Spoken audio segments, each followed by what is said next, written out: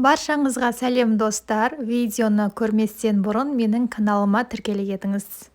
Бүгін біз пеште пісетін балықты дайындайтын боламыз. Видеоны соңына дейін қараңыз. Осылай балықты аламыз, кез келген балық түрі жарай береді. Балығымызды жуып, жақсылап тазалап, артық жерлерін алып тастаймыз.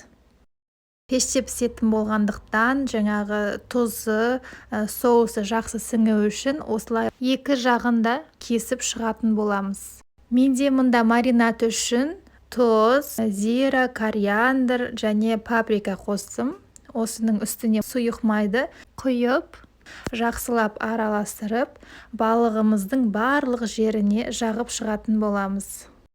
Балықты пеште пісіретін болғандықтан бірден осылай пешіміздің табағына орналастырып, жақсылап дайын тұрған соусымыздың барлығын бірдей етіп жағып шығатын боламыз. Қалауларыңызға қарай бұны қасына картоп қойып пісірсеңіз де болады. Енді осылай чеснокты ұсақтап турап алдым.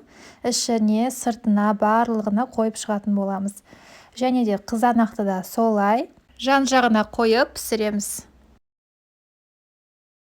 Енді осылай жарты лимонымызды алып, үстіне жаңағы суын сығып шығатын боламыз. Балығымыз дайын болды. Енді 40 минут аралығында 200 градуста пісіріп алатын боламыз. Балығымыз дайын болды. Өте дәмді болып шыққан. Сіздер де міндетті түрде жазып көріңіздер. Менің басқа да видеоларды жіберіп алмас үшін каналыма тіркеліңіз.